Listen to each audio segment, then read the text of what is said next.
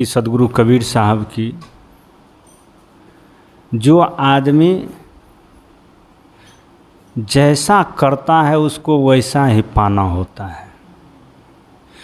इस धरती पर भगवान भी आते हैं तो उसको अपने करने का फल भोग करके जाना पड़ता है। कबीर साहब यहाँ तक कहते हैं, मुनि वशिष्ठ थे पंडित ज्ञानी, शोध के लगन धरी, सीता हरण मरण दशरथ को, वन में विपत परी, कर्म गति टारे से नहीं टरी। एक गाना है, कोई लाख करे चतुराई, कर्म का लेख मिटे ना रे भाई, कर्म का लेख मिटे ना रे भाई। काहे मनवा धीरज खोता, काहे नाहक रोय, काहे मनवा धीरज खोता, काहे नाहक रोय। एक दिन इसी किस्मत के मारे, बन को गए थे रघुराई रे, कर्म का लेख मिटे ना रे भाई, कर्म का लेख मिटे ना रे भाई। कर्म का लेख नहीं मिटता है। यहाँ पर कबीर साहब कहते हैं, भगवान भी यहाँ आते हैं तो उनको भी अपने कर्म का फल भोगना ही पड़ता है। इसीलिए करे बुराई सुख चाहे, कैसे पावे कोई, बोए पेड़ बबूल का आम कहाँ से होए। अगर हम लोग सुख चाहते हैं, अगर हम ये चाहते हैं हमें कोई गाली नहीं दे, हमारा कोई निंदा नहीं करे, तो स्वाभाविक यही होता है कि हमें भी किसी को गाली नहीं देना चाहिए, किसी का निंदा नहीं करना चाहिए। अगर हम चाहते हैं कि मेरा बुरा नहीं हो, मेरा भला हो, तो हमारा दायित्व बन जाता है कि हम भी किसी का बुरा नहीं करें, हम भी सबका भला करें। और सुन लीजिए, जो आदमी दूसरे का भलाई करने लगता है, जो आदमी दूसरे के लिए भला सोचने लगता है, अच्छा सोचने लगता है, उसका अच्छा स्वयं हो जाता है, अपने आप ऑटोमेटिक स्वतः हो जाता है। जो आदमी दूसरे के लिए बेहतर सोचता है, उनको अपना बेहतर करना नहीं पड़ता है, हो जाता है। इसलिए एक उदाहरण है कि एक गांव में एक बुढ़िया रहती थी और उनके जीवन में बहुत दुख से व्याकुल होकर के माताजी अपने पुत्र से कहते हैं, बेटा, अपने गांव से दूर एक साधु बाबा आए हैं, बड़े सुंदर प्रवचन करते हैं, बहुत निपुण संत हैं, उनके आशीर्वचन मात्र से जीवों का कल्याण होता है, जीवों का उद्धार होता है। बेटा, एक काम करो कि तुम जाओ साधु बाबा के शरण में। कहते हैं कि जो नहीं करे लकीर, सो कर दे फकीर। जो बात दवा से नहीं होती है, वो बात दुआ से होती है। जब सच्चे मुर्शिद मिलते हैं तो बात खुदा से होती है। तो कहना, माँ कहती है कि बेटा, अगर संत कोई युक्ति बता देंगे तो ज़िंदगी से दुख छुटकारा मिल जाएगी। तो बेटा को आदेश करती है माँ कि बेटा, एक संत आए हैं गांव से दूर, वहाँ जा कर के कुछ संत से जिज्ञासा करना, इतना पूछना बेटा कि मेरे जीवन में कितना दिन तक दुख रहेगा, कब दुख का सूर्य अस्त होगा, बस कृपा करके संत से यही पूछना। स्वभावतः हम लोग भी चाहते हैं कि हमारे जीवन से कब दुख विदा हो जाए। कौन चाहते हैं मेरी ज़िंदगी में दुख ही दुख रहे? सब चाहते हैं कि हमारे जीवन में दुख नहीं हो। तो दुख नहीं हो, इसके लिए मूल मंत्र है कि आप दूसरे को भी दुख मत दीजिए, तो आपको भी दुख कम हो जाएगा। तो बेटा तो माँ तो बेटा से कहती है कि बेटा जाओ संत से पूछना कि हमारा दुख का अंत कब होगा। बड़े गरीब हैं, रहने के लिए घर नहीं है, पहनने के लिए वस्त्र नहीं है, खाने के लिए भोजन नहीं है, कोई सुख सुविधा नहीं है। बेटा मैं गांव में गरीब सबसे गरीब हूँ, इस गांव में सभी लोग सुखी से रहते हैं। गुरु जी से यही पूछना कि हम लोग कब सुखी हो जाएंगे। बेटा चला गुरु जी के पास, संत के पास पूछने के लिए। रास्ते में लोग मिलते हैं, कहते हैं बेटा कहाँ जा रहे हो बाबू? तो लड़का कहता है कि हमें माँ ने पठाई है कि संत के पास जाना है, बस संत से इतना पूछना है कि हमारा दुख दूर कैसे होगा।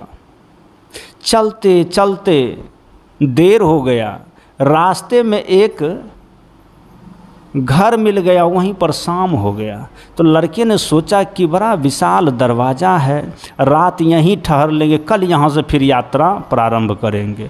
तो लड़के वहाँ पर ठहरना चाहा। तो घर के जो लोग थे उसने कहा कि बाबू आपका स्वागत है, आइए, आई हुई अतिथि अभ्यागत का स्वागत करना मेरा दायित्व धर्म है।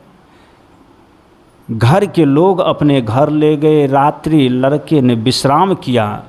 तो उस घर में मात्र एक माँ और एक बेटी रहती थी, और बेटी बहुत सुंदर थी, बहुत खूबसूरत, कुंवारी थी। रात देर होने पर लड़का से पूछते हैं लड़की की माँ कि बेटा कहाँ जा रहे थे? शाम हो गया, ठहर गए मेरे यहाँ, अच्छी बात है, जा कहाँ रहे हो? तो लड़का कहता है माताजी कुछ नहीं, मेरी माँ दुख से ऊब गई है, मुझे भेज रही है कि गांव से दूर एक संत रहा करते हैं, उस संत से दुख का अंत पूछने के लिए मैं जा रहा हूँ। कहा संत तो सब कुछ जानते हैं, इसीलिए पूछने जा रहा हूँ। तो उस बेटी की माँ भी कहती है कि बेटा अगर संत के पास जाओगे तो मेरा भी एक प्रश्न लेकर के जाओ, मेरा भी एक काम करते आना। कहा माता आपके यहाँ मैंने ठहरा, आपका भोजन पाया, आपने रात ठहरने विश्राम करने का सुविधा दिया, आप जो कहोगे तो आपका भी हम काम करते आएंगे।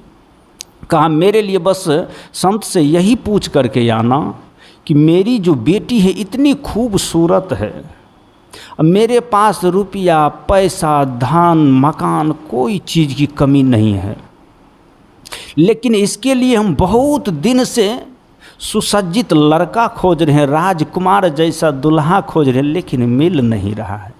बहुत पैसे खर्च किए, बहुत जगह मैंने देखा। बेटा गुरु जी से यही पूछना मेरी बेटी का विवाह अच्छे घर में कब हो जाएंगे। कहा कोई बात नहीं माँ, हम पूछ करके आएंगे। लड़के दूसरा दिन चला। अब रास्ते चलते चलते एक किसान बहुत मेहनत कर रहा था, आम का पौधा लगा करके उसमें पानी डालता था, खाद डालता था, घेराबंदी सब कुछ करता था। वृक्ष तो बहुत हरे भरे दिखाई पड़ते थे, लेकिन सीज़न आने पर, समय आने पर फल नहीं लगता था। तो किसान उदास था। तो लड़का को जाते देख करके कहा बेटा कहाँ जा रहे हो? कहा मैं संत के पास जा रहा हूँ। कहा किस काम से? कहा दुख का अंत पूछने के लिए। कहा संत तो सब कुछ जानते, लेकिन मेरा भी एक बात लेकर के जाओ। कहा क्या? कहा संत से पूछना, गुरु से पूछना कि मैं इतना मेहनत कर रहा हूँ, इतना पुरुषार्थ कर रहा हूँ। कहते हैं भगवान मेहनत करने वाले की, कोशिश करने वाले कभी हार नहीं होते, लेकिन मैं इतना कोशिश मेहनत कर रहा हूँ, लगन पुरुषार्थ से लगा हूँ, लेकिन मेरा किसानी तो रंग कहाँ ला रहा है। मेरा मेहनत से ये हरा भरा तो पौधा होता है, लेकिन फल नहीं लगता है। ज़रा पूछ करके आना कि आखिर हमसे भूल कहाँ है जो हमारे वृक्ष में फल नहीं लगता है सीजन आने पर। कहा कोई बात नहीं, मैं आपका भी बात पूछ करके आऊँगा। कुछ दूर और चला। एक सन्यासी तपस्या कर रहा था वर्षों से, दृढ़ आसन और मन को स्थिर करके। देखा लड़के को जाते हुए मार्ग से, कहा कि बेटा कहाँ जा रहे हो? कहा हम जा रहे हैं पहुँचे हुए संत से दुख का अंत पूछने के लिए। कहा संत से मेरे लिए भी एक बात पूछ करके आना। कहा क्या? जा ही रहे हो तो एक काम मत करके आना, सबके लिए करके आना। कहा क्या आपका बात है? कहा कि बस मेरे लिए यही पूछ करके आना कि मैं बरसों से तपस्या कर रहा हूँ, इतना समग्रता से साधना कर रहा हूँ, पता नहीं भगवान आज तक नहीं मिला। कब मुझे भगवान मिलेंगे? कैसे भगवान मिलेंगे? क्या मेरा साधना गलत तो नहीं है? तरीका मेरा, विधि मेरा कहीं भूल तो नहीं हो रही है? ज़रा पूछ करके आना। लड़के ने कहा कोई बात नहीं, हम पूछ करके आएंगे। कुछ दूर और चला, एक मुर्दा बहुत दिन से पड़ा हुआ था, मरा हुआ आदमी मुर्दा था, मुर्दा पड़ा हुआ था। उसको कोई जानवर, पक्षी, पशु नहीं खा रहा था। तो मुर्दा ने इस लड़के को देख करके बोल उठा कि जा रहे हो पहुँचे हुए संत के पास, तो मेरे लिए भी एक बात पूछ करके आना। कहा क्या? अरे जिंदे आदमी का काम करने वाला तो सब होता है, मुर्दे आदमी का काम करने का मौका मिल जाए तो ये तो जिंदे का सहयोग करना तो इंसान का काम है, मुर्दे का सहयोग करना तो स्वयं भगवान का काम है। कहो तुम्हारा क्या प्रश्न है? कहा कि बस मेरे लिए यही पूछ करके आना कि मैं बहुत दिन से किनारे में पड़ा हूँ, मुझे नहीं कोई पक्षी, पशु, जानवर कोई नहीं खाते, आखिर मुझसे गलती क्या है, मेरी भूल क्या है, ज़रा पूछ करके आना। कहा कोई बात नहीं, पूछ करके आएंगे। अब लड़का तो चला था माँ के दुख अंत के लिए, अपने घर के दुख के कारण पूछने के लिए संत से, लेकिन रास्ते में कितने दुख मिल गए? बहुत दुख मिल गए। ऐसे होता है, हम अपने घर के दुख से दुखी होकर के कहते हैं मेरे जैसे दुखिया कोई नहीं है। जब नगर में निकलोगे तो हजारों लोग दुखी हैं। आप अगर किसी से पीछे हो तो आपसे भी बहुत लोग पीछे हैं। आप जितने गरीब हो आपसे भी बहुत लोग पीछे गरीब हैं। तो इसलिए धरती पर नहीं तो दुख का अंत है, नहीं सुख का अंत है। आप किसी भी पड़ाव, किसी भी मोड़, किसी भी स्थिति पर पहुंच जाओगे तो देखोगे कि हमसे आगे भी बहुत हैं और पीछे छूटे भी बहुत हैं। इसलिए इस दौर में पता नहीं चलता है, दुख सुख का तुलना किया नहीं जा सकता है। इस दौर में अंत किसी को नहीं कहा जा सकता। इसीलिए चित्रण सुंदर करते हुए किसी कवि ने कहा, दुनिया में कितना गम है, मेरा गम कितना कम है। लोगों का गम देखा तो मैं अपना गम भूल गया। दुनिया में कितना गम है, मेरा गम कितना कम है। कहा दुनिया में कितना गम है, कितना दुख है, और उस दुख के एवज में मुताबिक मेरा दुख तो कम है। तो लड़के ने सभी के दुख के बात जो सुना, अपना घर का दुख का बात ही भूल गया। जब दुनिया का भलाई करने लगोगे तो अपना भलाई भूल जाओगे। और आश्चर्य की बात है कि अपना भलाई भूल जाओगे लेकिन हो जाएगा अपना भी भलाई। दूसरे का भलाई करके देखो, कर भला होगा भला, करके भलाई देख लो, और कर बुरा होगा बुरा, करके बुराई देख लो। जिसने भला किया है उसका भलाई हुआ है, जिसने बुरा किया है उसका बुराई हुआ है। भले काम का भले नतीजा, क्या भाई चाचा, हाँ भतीजा, जैसा आप कर्म करोगे वैसा नतीजा होगा। तो लड़का ने दूसरे का दुख जो देखा अपना भूल गया। संत के पास पहुंचा तो माँ जो कह कर के भेजी थी कि बेटा अपने दुख का अंत पूछना, तो बेटा भूल गया अपने घर का दुख। बेटा संत से पूछने लगे कि बाबा आपका दर्शन हुआ, मैं तो गदगद हो गया, मुझे तो पता नहीं तकदीर ही बन गया, जन्मों जन्मों का साधना का फल मिल गया।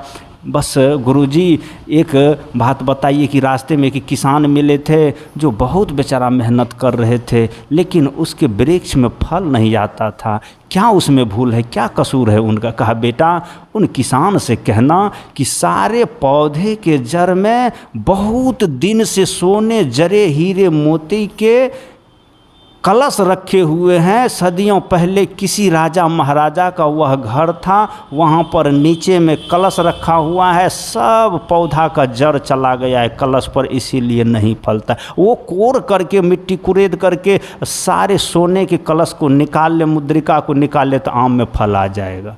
कहा अच्छा बाबा एक और बात है, एक मुर्दा लगा हुआ था किनारा पर, उसको बहुत दिन हो गया, कोई पशु पक्षी हिंसक प्राणी नहीं खाते हैं, आखिर क्या उनका दोष है? कहा बेटा वो बहुत कंजूस था, जिंदगी में कभी सत्संग भजन दान नहीं किया था, तीर्थ नहीं किया था, गांव में किसी गरीब को सहयोग नहीं किया था, अपने भी नहीं खाता था, दूसरे को भी नहीं खिलाता, सारे धन को सिमट सिमट करके जमा कर कर के रखा, खर्च नहीं किया।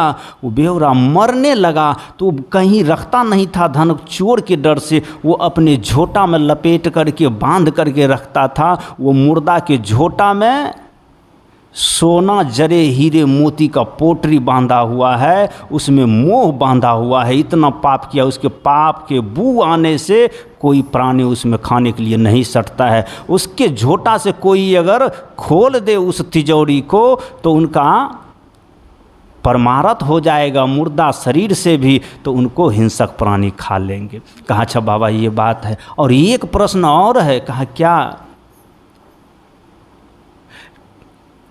का एक साधु तपस्या कर रहे हैं और बहुत दिन से, और उनको आज तक भगवान नहीं मिला है, आखिर उनका क्या क्रिया गलत है कि साधना गलत है?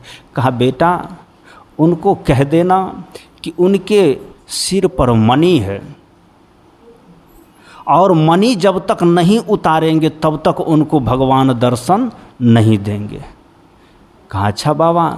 एक माता जी मिल गई, उनकी बेटी का शादी नहीं हो रहा। कहा उसका भी हो जाएगा, और उनको सुंदर लड़का मिलेगा, राजकुमार मिलेगा, धनवान घर में विवाह हो जाएगा। जाओ कह देना, कोई चिंता नहीं। लड़का अपना दुख का अंत पूछा ही नहीं, दूसरे के दुख के संबंध में, दूसरे के समस्या का समाधान करके वापस लौटने लगा। जब वापस लौटने लगा तब उसको याद आया, तो मैं तो माँ का बात भूल ही गया। फिर सोचा कि चलो इतने लोगों का समाधान हुआ, अपना नहीं भी हुआ तो काम चलेगा। दूसरे का कल्याण करने वाले अपना कल्याण सोचना भूल ही जाते हैं। तो लड़का वापस आया, वापस आते समय मिल गया।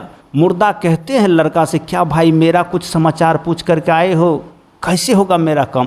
कहा कि आपके झोटा में लपेटा हुआ तिजोरी है, खजाना है, जो समेट समेट करके आपने रखा, नहीं खाया नहीं खिलाया, और सब उसमें मोह है, और मोह के बदबू के कारण तुम्हें कोई प्राणी खाते नहीं। कहा कि जिंदगी में दान पुण्य नहीं किए हो, जप तीर्थ नहीं किए हो, परमार्थ नहीं किए हो। तो वह मुर्दा कहता है कि अभी भी मौका है, मेरे जटा से खोल लीजिए, और हे बालक जा कर के इसको परमार्थ कर दीजिए, यह परमार्थ हो जाएगा तो हो सकता है। कहा बस परमार्थ हो जाएगा तो आपका कल्याण हो जाएगा। अब उनके झोटा से सारे तिजोरी खोल लिए, सोना चांदी खोल लिए, अब उस मुर्दा को खाने लगा।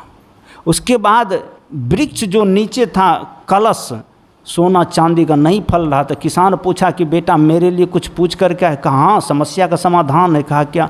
कहा आपके पौधे के नीचे सोने का कलसी बहुत दिन से रखा हुआ है, जब उसको आप कुरेद करके निकाल दोगे सारे पौधे के जड़ से, तब जा कर के वह पौधा फैलेगा और उसमें फल लगेगा। किसान ने कुराई किया तो उसमें से हजारों घड़ा निकला खेत से, सब पेड़ के नीचे 2-2 घड़ा 4-4 घड़ा पूरा वहाँ पर एडजस्ट किया हुआ था, सजाया हुआ था। निकाला तो ट्रक के ट्रक निकलने लगा माल।